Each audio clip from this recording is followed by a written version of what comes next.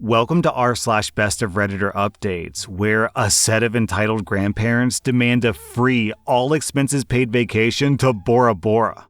This next Reddit post comes from r/Am I the Butthole? Will I be the butthole if I don't give up my honeymoon villa to my grandparents? My family is Asian. My husband's side is white. My husband and I got married, and we're treating his side of the family and my side of the family to a 1-week all-expense-paid vacation to Bora Bora as a pre-family honeymoon before going off on our real honeymoon. We were able to rent out half of a side of bungalows, and only one villa was in that section. My husband and I took the villa. The bungalows are 1,000 square feet. They have a bedroom, a bathroom, and an outdoor space. We made sure that everyone was accommodated for, and everyone had a comfortable living situation. Our villa is a 4,000 square foot, 1-bedroom, 1-bathroom, including a sauna, living room, a grand outdoor space with an outdoor bathtub, pool, and slide to get out to the ocean. We haven't even made it a whole 24 hours yet, and already a fight has broken out. During dinner, my cousin mentioned wanting to come over and use our slide.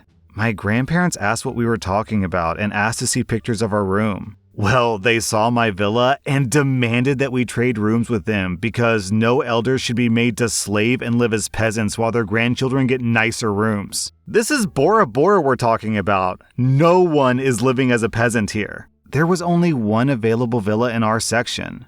Had I given it to my grandparents, I think it would have been offensive to my husband's grandparents. If there were 3 available, then we would have given one to each set of grandparents and then kept one for ourselves. But unfortunately, there wasn't. I mentioned this, and they still demanded the villa. I obviously objected, and I said I felt as though my husband and I should have that room because this is a vacation with family to celebrate our marriage. Plus, we paid for this entire trip. Why wouldn't they just sit back and be grateful that they're on a free vacation instead of complaining? My grandparents freaked out. They said that I'm holding money above their heads and that I'm being disrespectful and not following their orders. They stormed off after threatening to take the first flight out tomorrow morning and leaving. I don't know what to do. My side of the family is telling me to just give them the room to be respectful and bring peace to the family, while my husband's side thinks that my grandparents are batshit crazy, and I agree. They are so ridiculous. All I wanted was both sides of the family to get together and get to know each other, and now it's falling apart.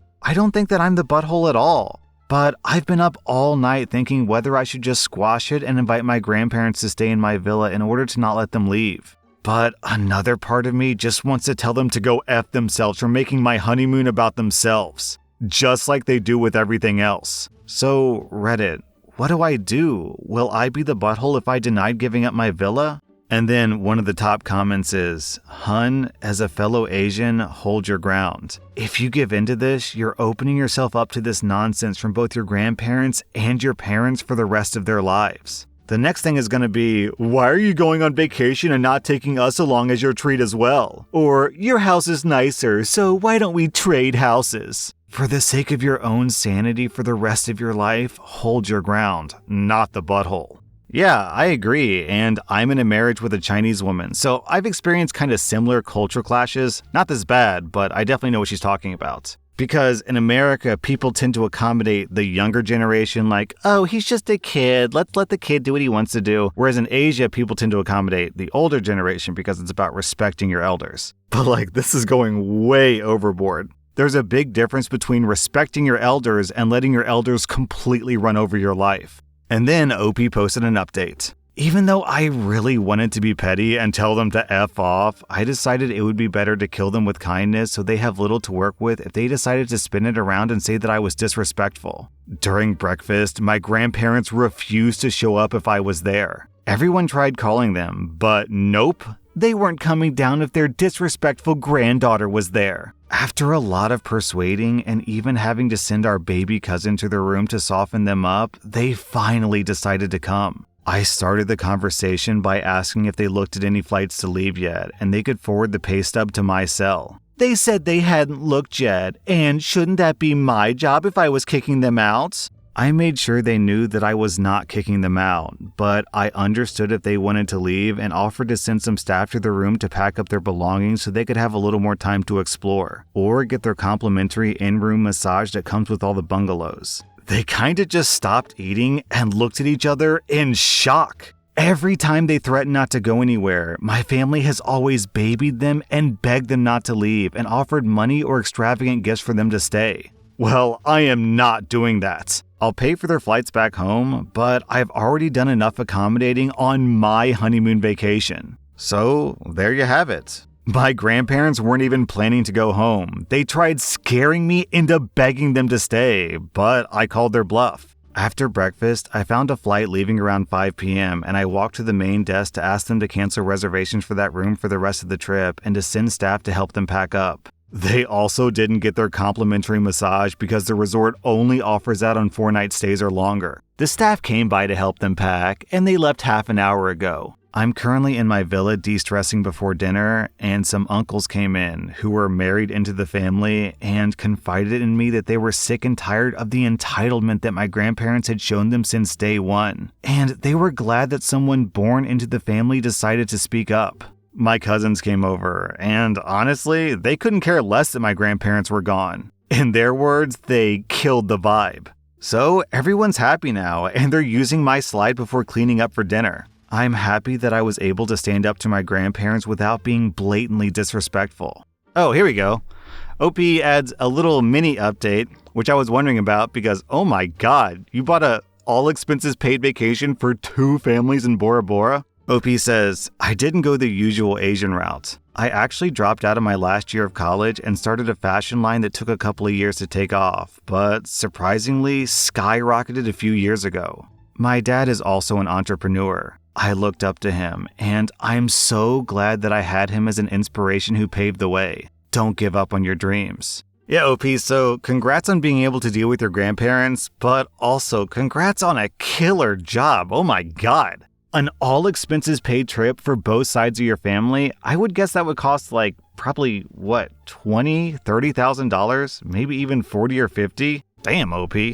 Our next Reddit post is from Throwaway Doc. I'm a 45-year-old guy, and I've been married to my wife, who's 44, for 10 years. We dated for 6 years before that, and I got a lot of pressure to get married from my parents, her parents, and her. Something in my gut said that it wasn't right. I called it cold feet and did my best to ignore it, and we got married. Pretty much the moment that the ink was dry on our marriage license, things went south. On our honeymoon, she did nothing but complain that I hadn't booked a nicer hotel. In the following months, she wanted a new apartment, a new car, gifts, jewelry, handbags. It was never enough. It was like the moment that she got the ring, it stopped being about me and became about what I could give her. I'm a doctor and I make good money, but not enough to support the kind of lifestyle that she wants though. We don't passionately hug anymore. We don't laugh. We don't talk about anything but money. We have no kids. She said that she wanted kids before marriage, but then changed her mind.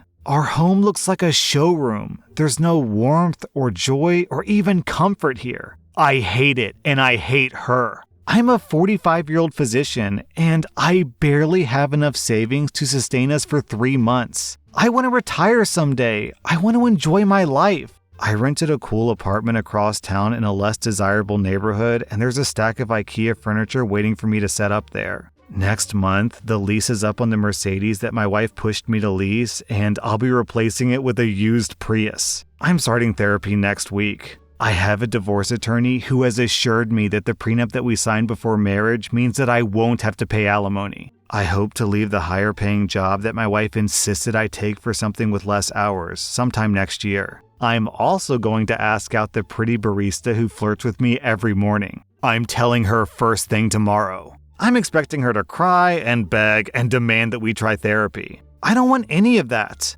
Marrying her was never the right thing to do, and I'm only sorry that it took me so long to realize it. I'm sorry that I've wasted so much of my life being married to a woman because I thought that it was the right thing to do. I am so excited.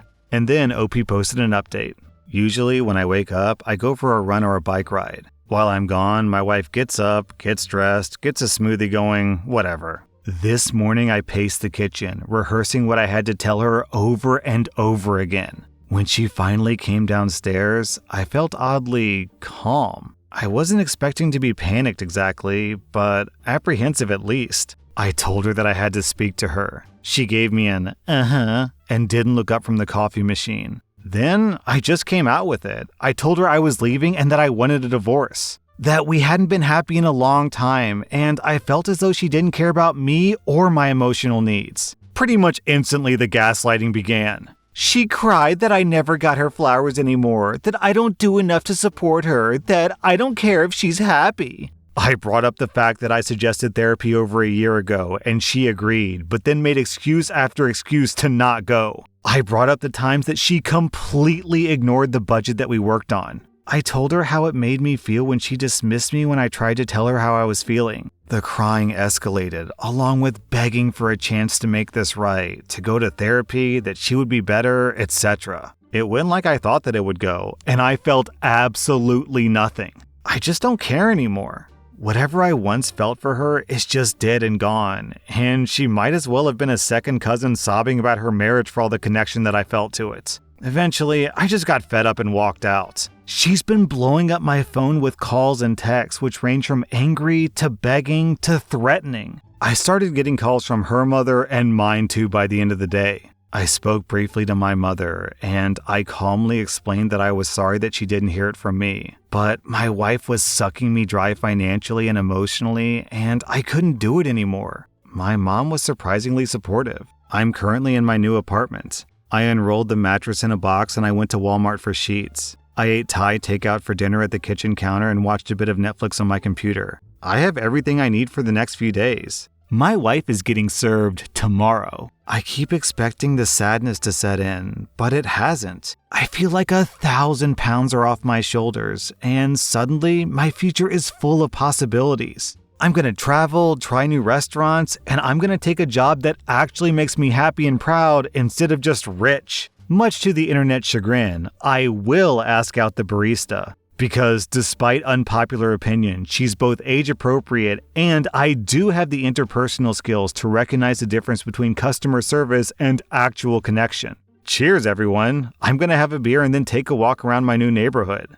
And then OP posts another update about the barista. I met her about a year ago. She's 30. I don't usually wear a wedding ring because my job requires me to scrub regularly. She actually asked me out a few months into knowing each other, and I said that I was married, and she was embarrassed. Since then, we've had a bit of a running joke going on where she asks me, "So, still married?" My current plan is to reply, "Not for long," and see what happens. OP, I'm happy for you. Your wife sounds like a nightmare, and I don't know how much you make, but how is she spending that much? I don't know what kind of doctor you are, but you said that you scrub, so I'm assuming like anesthesiologist or like surgeon or someone who's actually in the operating room, and that would imply to me we're talking like $300,000 or more. How can your wife possibly burn through $300K a year? Yikes, OP.